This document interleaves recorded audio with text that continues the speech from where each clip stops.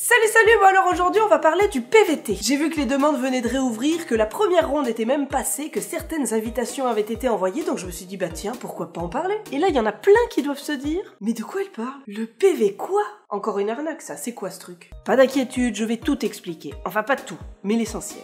Seulement l'essentiel. Le principal du principal. Alors en premier, le PVT c'est le permis vacances-travail. Ce qui veut dire, vu son nom, que pendant ce permis, on peut soit être simplement en vacances pendant toute la durée, soit on peut aussi travailler. Faire les deux, faire que l'un, faire que l'autre. Quand on est français, c'est un permis qui donne la possibilité de rester pendant 1 à 2 années dans un pays et 6 mois quand on va à Singapour. D'ailleurs, c'est pas du tout un permis qui est uniquement pour les Français. Donc que tu sois français, belge, grec, polonais, américain ou autre, tu peux aussi peut-être l'obtenir. Le PVT c'est un permis qui est disponible en général pour une certaine tranche d'âge, c'est souvent 18-30 ans et parfois 35 ans pour certains pays. Par exemple, pour le Canada, quand t'es français, c'est jusqu'à 35 ans. Le PVT c'est le permis que j'ai fait pour venir ici, au cas où vous ne le saviez pas, maintenant vous le savez. Ça donne aussi l'occasion de voyager, je pense que c'est clairement là que j'ai découvert les plus beaux paysages que j'ai vus de ma vie. Mine de rien, c'est l'occasion de découvrir de nouveaux pays. Par exemple, pour les Français, il y a l'Argentine, l'Australie, le Brésil, le Canada, le Chili, la Corée du Sud, la Colombie, Hong Kong, il y a aussi le Japon, le Mexique, la Nouvelle-Zélande, la Russie, Taïwan, l'Uruguay et bientôt le Pérou. C'est quand même pas mal de possibilités. Et quand on est canadien, il y a plus de 30 pays au choix. 30 pays. 30 possibilités. C'est mine de rien l'opportunité d'apprendre une nouvelle langue. If you know me, you know I'm not the best example for that. Sorry. Too bad. C'est avoir facilement une expérience professionnelle à l'étranger. Et l'énorme avantage de ce permis, c'est qu'on n'est pas lié à un seul employeur. Donc si ça se passe mal avec le premier employeur, on peut changer. Alors que si c'est avec un visa de travail fermé, donc lié à un employeur, eh ben on est coincé, on est dans la merde. Là au moins tu peux changer autant de fois que tu veux. Sauf qu'il y a quelques petites restrictions, par exemple si tu passes pas de visite médicale, tu ne peux pas travailler avec les enfants et en aucun cas tu ne peux travailler dans le domaine du sexe et de la danse un peu dénudée. Zut, moi qui avais toujours rêvé de faire du striptease. Mince, je danse pourtant si bien. On peut pas, vite, beaucoup plus simple comme ça. C'est pour pouvoir même se réinventer professionnellement. J'en ai vu plein changer complètement de job. Ils faisaient un certain métier en France, ils ont fait des études pour. Ici, on leur a laissé leur chance et ils font un tout autre job qu'ils aiment 10 fois plus. C'est des heures de stress devant son ordi à attendre de voir sa demande évoluer. À l'époque où j'avais des demandes en attente, je me suis désabonnée d'absolument toutes mes infolettres. À chaque fois, je pensais que c'était un vrai mail important et non, c'était des rabais sur des trucs complètement nuls. Donc je me suis désabonnée d'absolument tout. Je voulais plus avoir de fausses joies. Plus de fausses joies. Gros point positif, ça permet de faire de nouvelles rencontres et dans le fond, si j'étais pas partie, toutes les personnes, tous mes amis que j'ai ici, bah, je les aurais jamais connus. Et évidemment Ben aussi. Je reviendrai. Ah, quelle chance.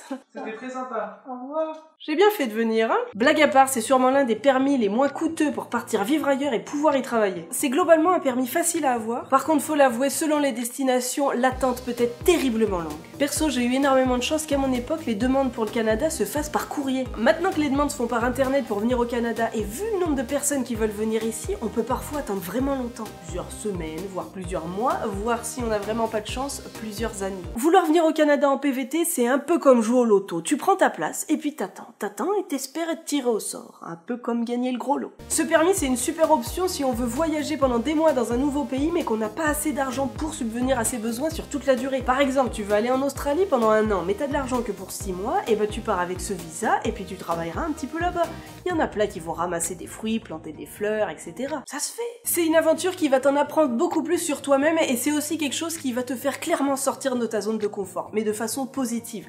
Jamais avant de quitter la France, je me serais cru capable d'un jour pouvoir travailler en anglais. On a vu mon niveau d'anglais très moyen, mais reste un fait, je travaille principalement en anglais. Et ça me sort de ma zone de confort à chaque fois, mais ça fait du bien.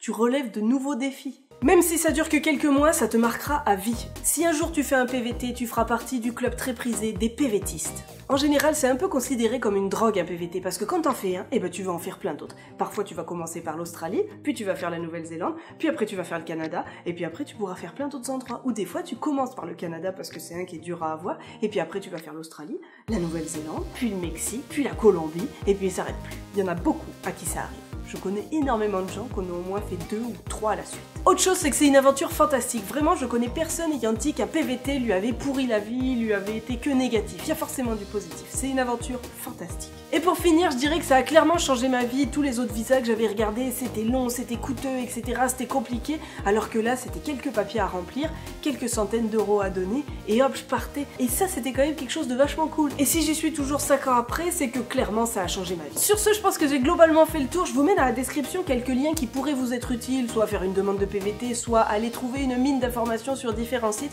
Je vous mets un peu tout ça qui pourrait être utile. En tout cas, j'espère que si vous avez fait vos demandes, je croise énormément les doigts pour vous, mais que vous aurez une place. Je sais que c'est chiant, je sais que c'est long, mais vraiment, ça en vaut le coup. Dans les commentaires, dites-moi où est-ce que vous avez déjà fait un PVT ou est-ce que vous rêveriez d'en faire un. Sur ce, je vous dis à la semaine prochaine pour une nouvelle vidéo. En attendant, n'hésitez pas à mettre un petit pouce bleu et surtout n'hésitez pas à vous abonner parce qu'on se rapproche tout doucement mais sûrement de ce très beau saut en parachute que vraiment j'ai extrêmement hâte de faire. C'est pas vrai, c'est totalement faux.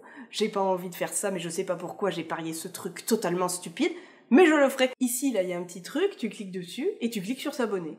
Et voilà. N'hésitez pas non plus à partager cette vidéo pour montrer à tous ceux qui veulent comment partir facilement à l'étranger. Et puis je vous dis à la semaine prochaine. Allez, bisous bisous. J'aurais pas eu Gus non plus si j'étais pas partie.